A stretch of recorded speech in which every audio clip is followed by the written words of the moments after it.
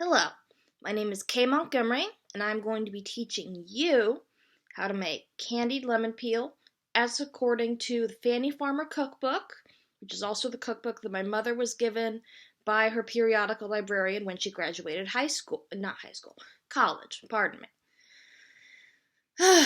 I had I had videoed the process of making the lemon peels. But then the video turned out to be 10 minutes long and not really anywhere near an actual speech. It was kind of just me taking videos in my kitchen of a recipe being made. So, I am doing this.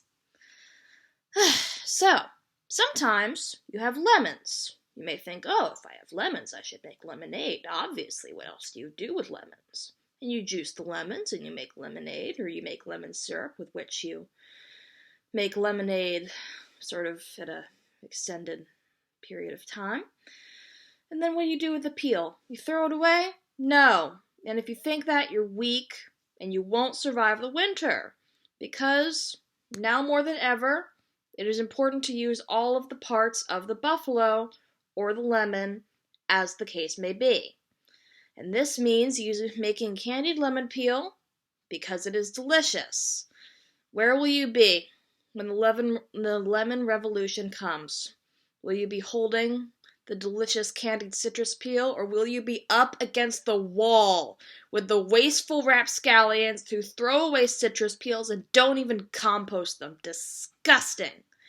Disgusting behavior. You can do other things with lemon peel or lemon zest. My mother says that you can make cleaner, which she's going to try out tomorrow. But we don't care about that for this because it's candied lemon peel. It's soaked in sugar for like hours and hours, and then you coat it in dry sugar again. It's amazing. You don't need to run out to the store for sweets or ice cream or whatever sweet thing you're craving. Candied lemon peel is all you need. Trust me on this. Look into my eyes. I'm looking as much into the camera as I can, and not at the preview of myself at the side of the screen. You can do this recipe with other citrus. Lemon is just what we've got because our neighbors have a tree that hangs over into our backyard. You can use orange, grapefruit, probably lime. I'm not sure if it would be any good, but don't let me stop you. So, we pre-peeled our lemons, but what you want to do is peel the lemon into large strips. We pre-cut ours to be about 1/4 of an inch wide. That's roughly the width of my finger, maybe like a pinky finger. But, don't stress if your strips are bigger. I'm not a cop. You can cut them how you like. Maybe you want a thick bite. If the white bit or the rind is a bit too thick, you should, trim it down a bit because the zest is what you want here. How many fruits you need for a batch depends on how big your citrus is. The Fannie Farmer's cookbook dictates that you should use 2 grapefruits, 3 oranges, or 6 lemons, but of course you can peel as many as you like, and you know how big your citrus is. Our lemons were about the size of fists, but we used 6 to comply with the recipe for demonstrative purposes. Whatever. So, you've got all these lovely cut up citrus peels. What do you do with them? You simmer these bad boys. You get them in the pot. You get them covered with cold water, which is what you do when you're boiling things. I don't know why. And you simmer them for about 30 minutes. And then you drain the peels. And if they're still not tender enough for your liking, they should be soft, translucent. You can bite into them, see if they're to your liking. But if they're not tender enough, you can simmer them again in cold water until they're as tender as you like. It is at this point that the recipe says that you should cut your strips of peel to about, 1/4 inch wide, 2 inches long. Again, roughly pinky finger size. But, you don't have to. I'm not a cop. So, these peels, they're pinky finger size, or however big you want them. They're the perfect size for getting in your mouth, but we gotta make them sweet. How do we do that? We gotta get these peels all sweet by getting them soaking in sugar. Now, the recipe says to mix 1 cup of water with 3 tablespoons of light corn syrup, but corn syrup isn't very common in most kitchens, so you can either refer to a candied citrus peel recipe that uses all sugar, or you can use a recipe for simple syrup, which is 1 cup of sugar to 1 cup of water. easy. So it's time to get the peels in the mix. You can do this either once the simple syrup is all syrupy or before it's totally congealed. When we made it, we put it in before while it was still pretty viscous because we didn't want to spend a ton of time because it already took like 9 hours just to get the peels so they had absorbed all the syrup. So, we got the peels in the mix. Just let them sit. Don't disturb them a whole much. It's like they're in a little sugar spa and they're sleeping. You don't want to disturb them.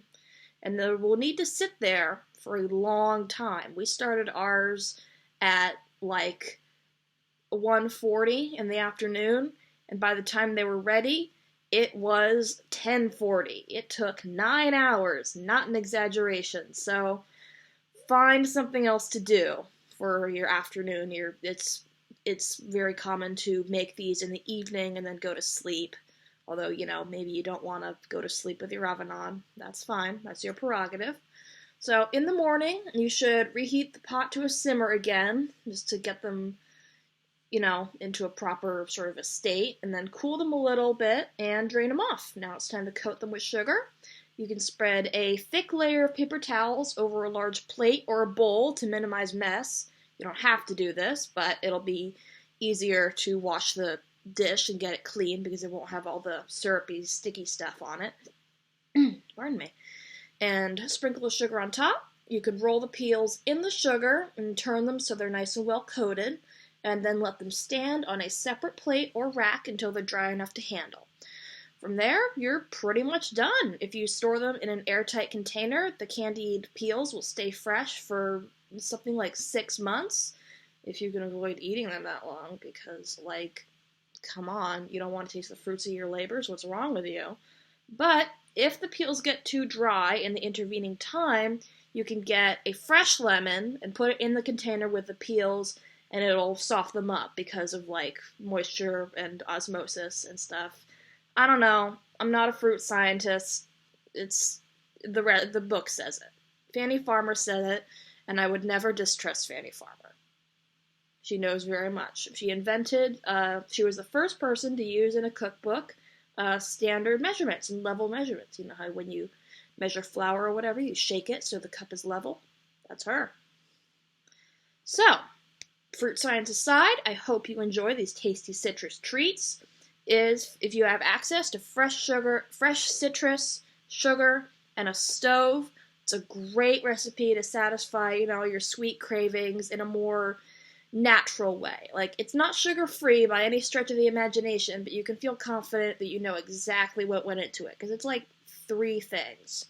To close this out, I would like to share some fine wisdom from a comedian that I watched with my mother as a child, Cedric the Entertainer, as he and his choir said in his sketch, Cooking with Chef Reverend, on his 2000-something show, Cedric the Entertainer Presents, follow the recipe, lay down your foolish pride and follow the recipe.